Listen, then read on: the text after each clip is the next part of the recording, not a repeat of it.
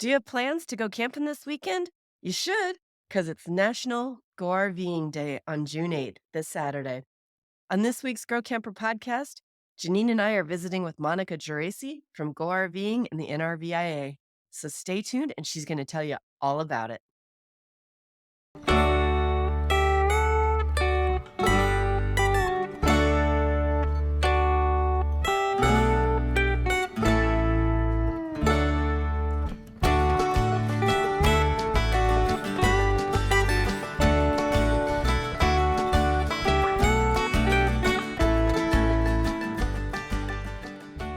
Welcome, everyone. Our guest today is Monica Geraci from Go RVing. Monica is the Director of Public Relations and Communications for the RV Industry Association, of which Go RVing is the marketing arm. She has worked in the industry for over 10 years, is a spokesperson for the national news outlets, and a longtime supporter of girl campers. It's our pleasure to have her as a guest today as we help Go RVing kick off National Go RVing Day. Monica, welcome to the podcast. Thank you for having me. I'm so excited to be here. So, Monica, you've been a champion not only for Grow Camper, but for all RVers for over a decade. And you're now the Director of Public Relations and Communications for Go RVing. Can you tell our guests just who Go RVing is and what they do? Absolutely. Yeah, it's my pleasure to work in the RV industry for I think this is year 14, so it's been a little while. And yes, Go RVing is the marketing arm of the RV industry. So it is a collaboration between the RV Dealers Association, the RV Industry Association, so manufacturers, suppliers, dealers, everyone coming together to promote RV. Um, Lately, I've been saying like we're reaching out to those who are maybe a little RV curious. They maybe know what RVs are, maybe they don't. They just want to know a little bit more. So, Go RVing is there to provide tips, tools, tricks to those people who are interested in RVing and move them further down the purchase funnel so that they end up, renting, buying, using RVs. So yeah, we're the fun marketing arm of the entire RV industry. Your website is a wonderful resource. It's got all kinds of great toolkits and stuff like that on it. So, that's a great place for people to go. Absolutely. Monica, besides the website, what other ways does Go RV inspire people and encourage people to get out there, dip their toes in the RV world? Sure. We have a really well-rounded, multi-channel, multifaceted marketing campaign. So the website is obviously our hub for inspiring articles, how-to videos, trip plans, all kinds of really interesting, helpful things. There's a cool quiz on people like what kind of RV it would be best for you. Ton of how-tos. You, Janine, have a number of resources there, which is awesome. So that's our website is the hub for all that. But we meet people where they are. So that means a lot of what we do is digital. We do a ton for social media, both our own channels as well as partnering with others. Um, a lot of search ads, digital display ads. Sometimes maybe you're going to get a little, hopefully fun, interesting 6 second Go RVing ad, very fast paced before you watch that, whatever YouTube video you wanted to watch. But those are some of the most effective because it's too long to make people annoyed, but long enough to get our message across. We also do a lot in the earned media space. Just I guess it was last week. Um, Took 10 reporters out to the KOA in San Diego, put them up in rental RVs to let them discover RVing for a couple of days. And that's really building the relationships. So there'll be some positive stories that come out of that now.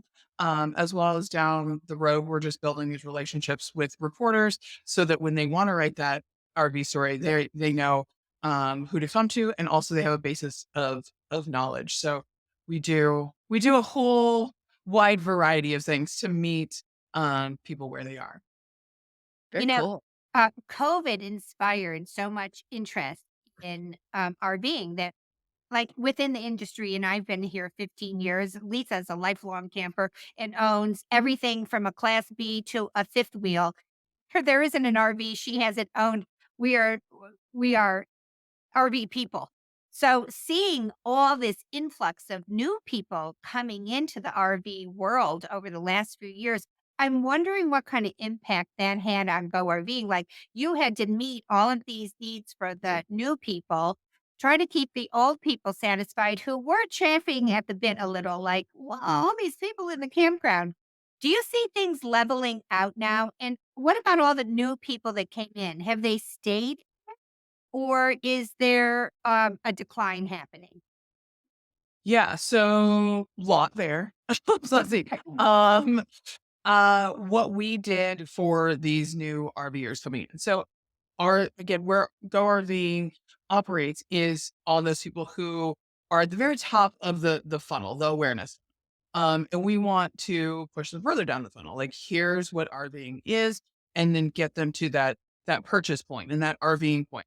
Well, COVID kind of did some of that for us. So our job was less about awareness and more about servicing these first time RVers and what were the resources and tools that they needed to have a good experience. So that's where Go RVing created a bunch of there's a first timers toolkit which is still up, still one of our highest tracked um, landing pages and resources are all of these tips and tricks. How I think you did one on how to tow. Because people are like, I mean, how do I tow? Like, can I A do that? fear of towing, right. Yeah. And so we did those. We wanted to meet people where they were and provide the resources for these first time RVers. Um, are they what has been the reaction? So there wasn't in the beginning of COVID, it was like, oh, these people who are choosing RVing because it's, let's be honest, in the summer of 2020, if you wanted to take a vacation, it was going to be RVing. That was pretty much your options. So it was like, are these people going to do it once and, never do it again? And what we found, and this kind of ties to the rise in RV rentals and especially the peer to peer rentals, is that the people who didn't go on their European vacation and they go on a European vacation every summer and they wanted to do something in during COVID, they likely rented an RV. They did it, they liked it, they didn't like it, that was more they used the rental route. For the people who actually purchased RVs, there hasn't been this, "Oh my goodness, I regretted this decision." There hasn't been that flood of 1 or 2-year-old RVs that people were like, "Just kidding. This was a terrible choice." So which is speaks to the power and the joy of RVing that people did choose to do it, and they're choosing to continue to RV. Well, I think that kinda speaks to the trend that we're seeing in a big push to get more mobile RV techs, trained and out there to keep people, camping and keep their units out of the shop for little minor issues. Wouldn't you agree on that? Absolutely. So there were 2 things that the RV Industry Association, and most of these things were working in collaboration with the Dealers Association, were working on because pre-COVID, pre the boom in interest, there weren't enough techs and there weren't enough campgrounds. So these are long-term projects that predate COVID that it's good because we already kind of had a running start on working on them. There's the RV Technical Institute, which was founded 5 years ago. Fall of 2019, they opened their doors and started their first uh, classes. And so that school now has over 5,000 certified RV technicians, have recruited in 2,200 new technicians over the past 2 years. I think the number is like 18,000 people are active learners in the system. So has really made an impact on getting recruiting people in so we have more technicians and also providing training on a industry stamp of approval. It has the industry stamp of approval on this curriculum. So that has really helped. There's more work to be done, but there's definitely strides being made there. Also, just with campground modernization and expansion, getting more campgrounds out there, making sure that there is a place for people to go and use their RVs. And it's not just about campgrounds. Campgrounds are or also people also want to be doing boondocking. So, um, seeing the rise of places like Harvest Host or Hip Camp, where people can use to supplement their campground experience.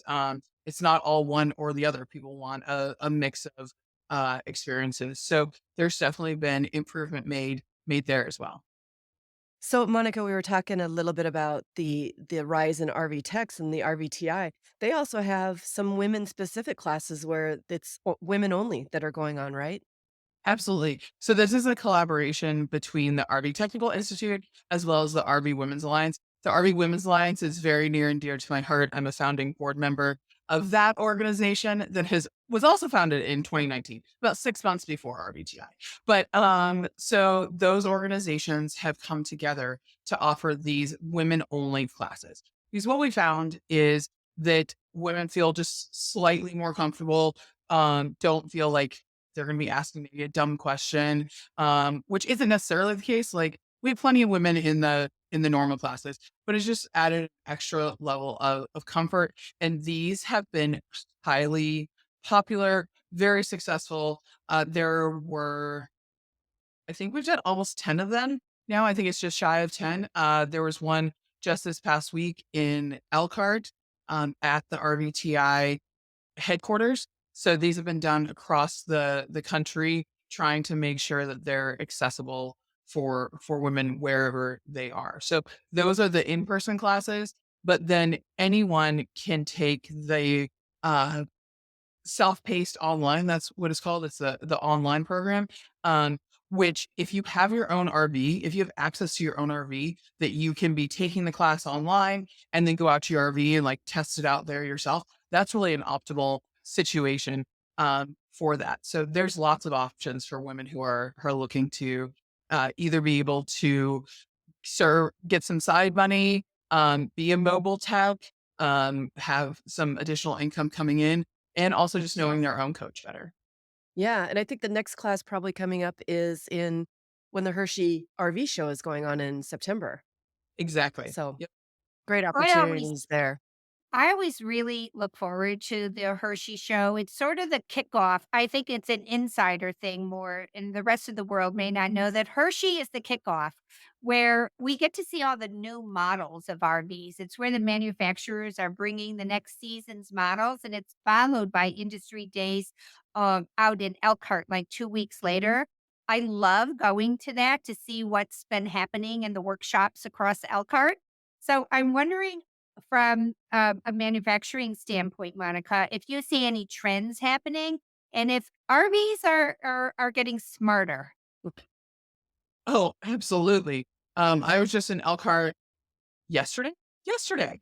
And, so earlier this week, I was, touring some plants and, there's technology that everything is able to be controlled sometimes by an iPad, or someone was demoing this system where you walk into the RV and you say, "Hey, RV, I'm home," and it turns on all the lights. And then as you're leaving, you say, "Hey, RV, like, goodbye."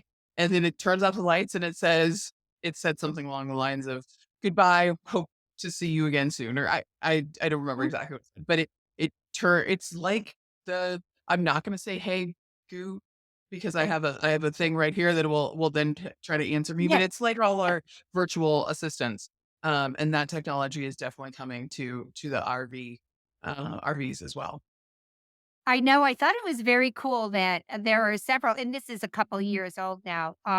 There are several manufacturers that have awnings that sense the rain and will pull in. So if you go off for a hike and leave your awning out, it'll sense that it's raining or windy and pull itself. Because a lot of people have lost awnings, and now I love this technology. Forgot to put it in, and it'll do it for you. Yeah, absolutely. There's a ton of technology that's being put into the RVs, and then also just more sustainable interiors, the products that they're using. I mean, solar is becoming something that's almost expected. Lots more batteries going into RVs for that off grid capabilities. So there's a lot happening. I'd love Lisa to address that too, because we're very interested all the time at Girl Camper and sort of the aftermarket products associated with an RV purchase. And Lisa just upgraded her little R. She is the quintessential off-roader. I mean, New Year's Eve in South Dakota, she was camping on um overlook of where were you out at Custer State Park or Badlands? Badlands. We were in the Badlands. So, yeah, New Year's, we always go camping, it seems like, on New Year's, and 2 years ago, I thought we were, the real badasses here going camping because it was 17 degrees, and we pulled into a campground up in the Northern Black Hills, and here was a tent camper.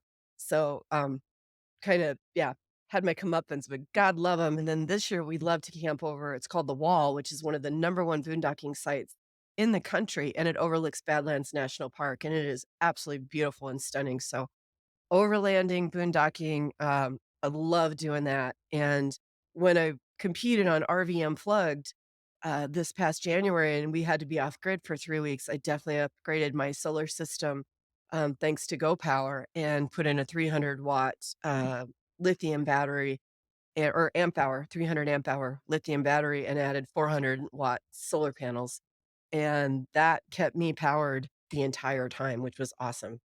Nice. Mhm. That sounds really awesome.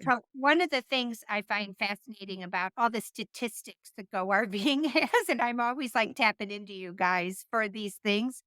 I think our audience would be interested in hearing some of these things. So Mm. I read the other day, and I'm like, I'm going to ask Monica that. That seems like such a big number, but it said there are 1 million full timers. Is that possible?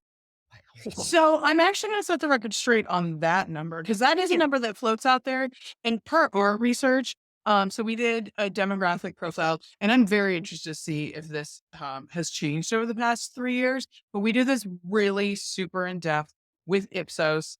Um, it's RV demographic profile. So the last one we did came out in 2021, and it showed that there were 11.2 million RV owning households, and that 1.5%, only 1.5% were full timers. So if you do the math out, I'll do it for you. It's 1.5% of that, and then you average 2.5 people per household. You get to around 400,000. So that is the number that we're actually. I think that million number was attributed to RVIA at some point in the past, like decade, and it's Okay. kind of stuck around. But from our research, we find that that number is actually closer to like 400,000. And that's people who truly like are full timing year round. You also get into like what's a full timer?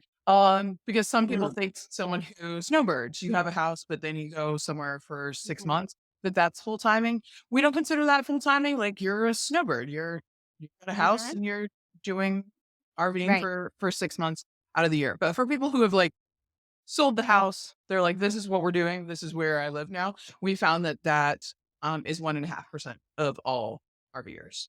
I still think that's a really high number. 400,000 people live in a recreation vehicle. And I mean, I, I think it doesn't appeal to me. I need a stick and brick, but I still do really love my RV. I love that it's a portable home. I love that wherever I am, I feel at home because these are my sheets and this is my bed and that's my coffee pot. And that's my stuff on the walls. My grandkids' art is on the fridge. I feel at home in it, you know?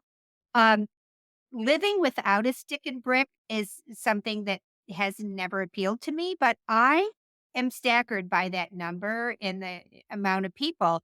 But I think that you talked about snowbirds for a minute. That must swell exponentially in the winter because I have been down in Arizona in the winter where it seems like a whole lot more than 400,000. Yeah, and those are gonna be your snowbirds, Mhm, um, and that are want to be in that 1.5% number. I mhm, think I'm trying to so because we did this demo, so we're going to be doing it again. So for those happy campers, people who do RV for about 180 days per year on average. That's about 3% of all RVers. So that's twice as many as that full timer. But those are people who are spending about half a year in their RVs. So that's what our latest research showed.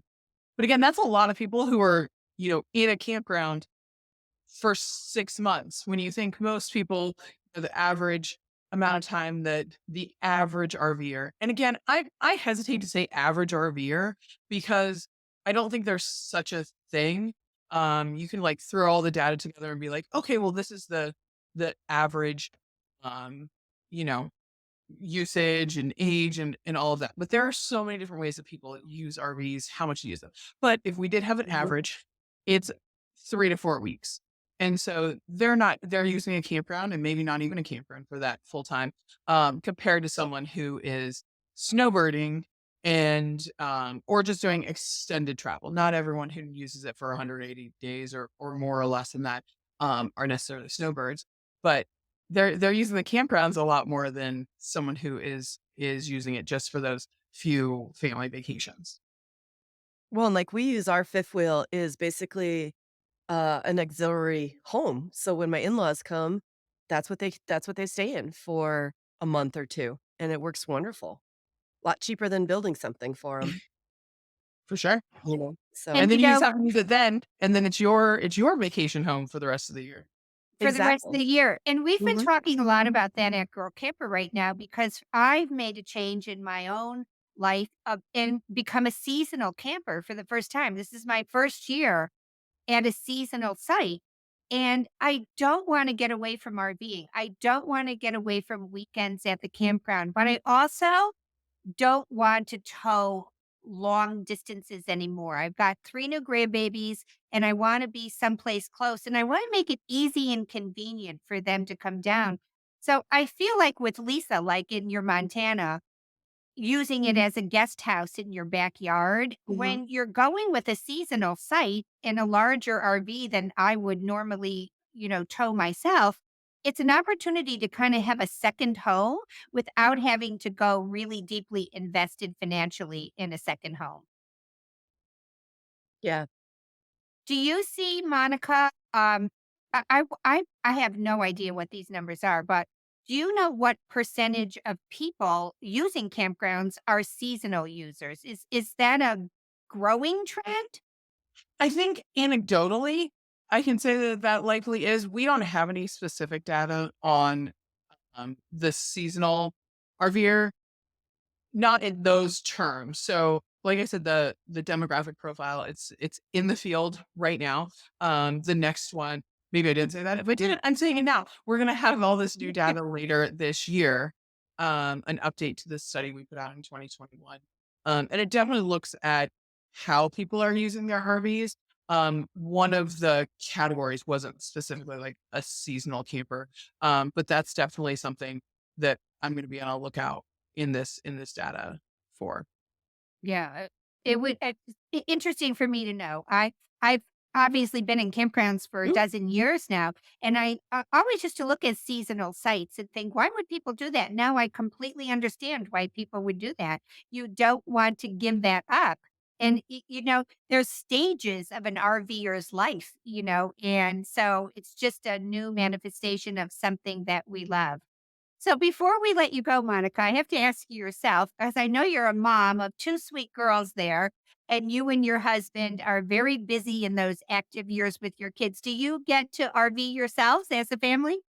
Yeah, so I mean, I've been RVing for my entire life. I grew up in Southern California. Some of my like core memories are are RV trips. I'm one of five, like doing the whole out west, the 3 week long Aw. RV trips. Like that's what I grew up doing. And my girls and I, we and my husband, we try to get out a couple times a year as well. The beauty about working in this industry is we kind of get to try out a lot of different things. We're going to be sending, I'm going to send you guys some videos of this. So you should have some pictures. The girls and I actually spent the eclipse at a campground.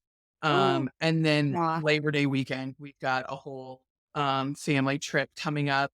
I'll leave you with this kind of like funny story. We did this new thing this year, Christmas. It's a new tradition we're starting. And each of us in the family gets to pitch on Christmas Day an idea for a family trip. Like, and it's PowerPoint, like all of this. And so there's the four of us, Serious. and then we vote, and everyone gets like first rank and second choice. And whichever with the most votes, like that's what we do. We still it's a 2-2, so like parents are gonna be able to like Ryan's initial idea was go to Paris for the Olympics this year. Like that wasn't happening. So but my trip was going on an RV trip down in the Texas Hill Country. And that's the one that won. And so that's what we will be doing Labor Day weekend. Um, because that was the idea that got the most votes. So And we're and really looking it's forward to that. that is such a fun place to camp. It's so beautiful down there. I had read about Fredericksburg so many years in magazines, and then I took a 5-week road trip in my little tiny mini Max trailer, and I stayed down there in Texas Hill Country in bluebonnet season and saw everything blooming. Gosh, that was such a great trip. So you're so lucky you're so close to that. Yeah. We haven't The found blue that one bonnets yet. are definitely on my list to go see. Yeah, that's the Woody Guthrie song, that Ribbon of Highway, it's so pretty. So, So, Monica, June 8th is National Go RVing Day. Can you tell us about that? Absolutely. So there's a day for everything, right? Like ice cream day, pizza day, like grandparents day, like all of these are fun things that you should be celebrating in your RV anyway. But we wanted at Go RVing to create a day that is for recognizing all of the joys that come with going RVing. And so the second Saturday in June is National Go RVing Day. And it's really just a day to celebrate what's great about RVing. We at Go RVing have provided a toolkit for our industry partners to be able to promote it on social media. We are reaching out to consumers, just being like, share what you love about RVing. And I will say this, like one back to like my girls, they were able to last year on National Go RVing Day. I was still in DC at our event, but they actually spent it with their grandma, their Grammy in a campground with my mom and her RV. And I will say those were some of like the best pictures to see of like my girls RVing with their grandma on National Go RVing Day. So it's just oh, for that, just to celebrate the joys, the togetherness, the bringing great time spent with family and friends. And the RV being the catalyst for that.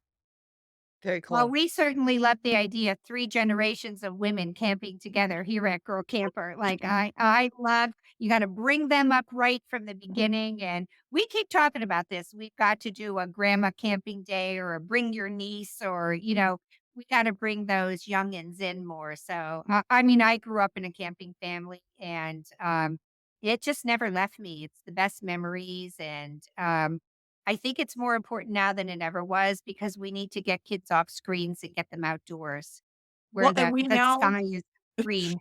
we know from our research, we did last year, the path to purchase, that one of the strongest indicators that someone will be an RVer as an adult is whether or not, and it's not just RVing, but whether or not they camped as a child. So Mhm. getting those core memories and experiences for children, it's just a way to instill that love of not only RVing, but getting outdoors in our beautiful, great outdoors. It's beautiful. Well, Monica, we'll have to have you back when your new report is done, get an update on what all those percentages are, and maybe we'll find out if seasonal camping is becoming a thing. I'm going to make it a thing at Janine's house, and so we're talking about it at Girl Camper because it's a great option for when your life just pivots a little and you want to still stay out there. So we thank you for being with us. Thank you for being a supporter of Girl Camper, Go Where Being. I think this is my 11th year with Go RVing. It's crazy. It's our longest partnership, and we just never get tired of talking about all that the RV life has to offer everyone. So thanks for coming on the show. Lisa, thank you for co hosting with me today. Always. Thank you, Monica, too. It's always great to see you. Thank you for having me. Ah, This is really fun. all right, everybody. Happy trails. Well, that's our show for today. If you haven't made plans yet to go RVing this weekend, it's not too late. So get out there and then enjoy National Go RVing Day. Thanks for watching or listening if you're podcasting. And if you enjoyed today's show, don't forget to hit the like and subscribe button so that you don't miss out on any future episodes. Connect with us online through our The Girl Camper website, Facebook, and Instagram. And be sure to check out all of the events that our Girl Camper guides have planned for you and join us in the fun. Until next week, I'm Lisa McDermott, joined by my co hostess, Janine Pettit, and we'll catch you by the campfire.